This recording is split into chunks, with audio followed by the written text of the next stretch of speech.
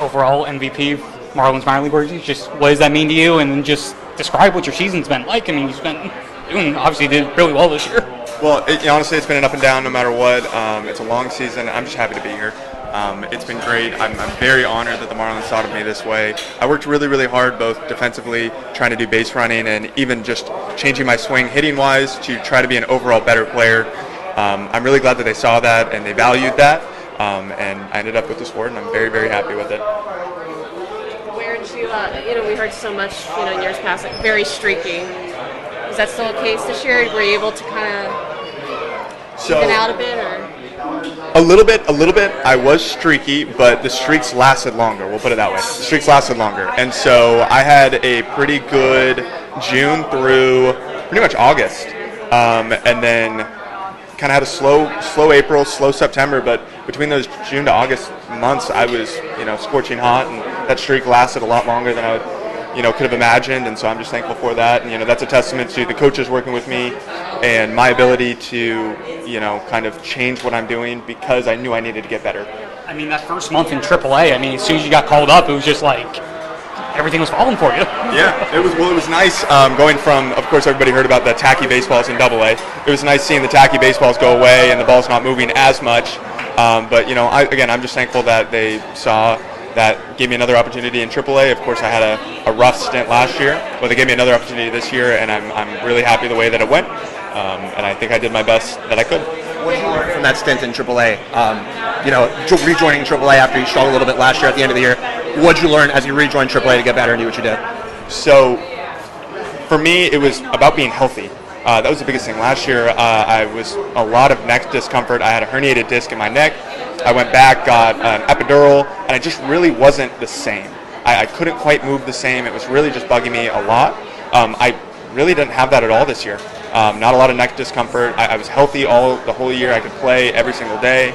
I think that was the biggest thing, was like realizing what my body can do and how much to push it, when to pull back, doing all that kind of stuff. But if you're talking actual baseball wise, it was keeping things simpler while being as aggressive as I could. It's hard to be passive and aggressive at the same time, so you either have to be all in or all out. I'm curious, how much has maybe stuff from the major league level, the hitting philosophy, trickled down to the minors, if at all? So the sheets that we get for the scouting reports have been huge. They are a huge upgrade from last year. I love the way that they work out. I love because I can see exactly what the pitch looks like. So a lot of those scouting reports trickling down all the way through the minors pretty much gets us ready for the big leagues, but it's an awesome opportunity to just be ready. We've talked about your offense defensively. Obviously, first base wasn't your natural position before. Just the adjustment when you were moving to first base. Can you take us through what the initial adjustment was like, and how are you feeling there now that you have had a large enough sample size there in the last couple of years? So in 2021, you guys probably know the movie Moneyball, and when the first baseman wants nothing to do with the baseball at all whatsoever. That was me in 2021 when I was first learning. But now that I'm much more comfortable, I feel comfortable any situation around the bag, diving. I think that's the biggest thing for me this year. I was like, I need to learn how to dive, because in the outfield it's much different than diving in the infield. And I've made quite a few diving plays this year. I'm really happy with the way that's progressed. But again, it's a testament to how hard the coaches work for me. Blackie in AA, Sebi in AAA, even that time that I spent in spring training with the big league coaches, it was just a testament to how hard they worked me and how much they wanted me to get better.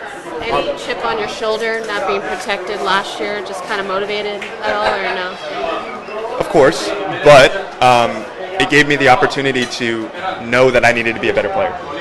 That pushed me to be a better player, and not only that, be a better person, go about baseball the right way, and do all that kind of thing. And so I think that's really what it did. It gave me a good chip on my shoulder. It wasn't a bad in any way. It was something that I knew I needed to get better. Is that on your mind at all going into this offseason? Are they going to add you or are they not? Is that on your mind at all or no? I'm going to play it by ear. Whatever they want to do, we know it's business. So whatever they want to do, they're going to do. I'm just happy with my season that I've had. I hope I had a good showing. But any way that I can help the Marlins win, I would love to.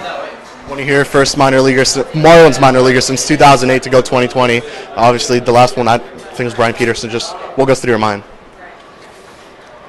I didn't know how to steal a base until this year. So learning how to steal a base was really fun. I didn't get thrown out for the first couple times, so that was really awesome. But then I got thrown out once, and I'm like, ooh, now I got to really work on it.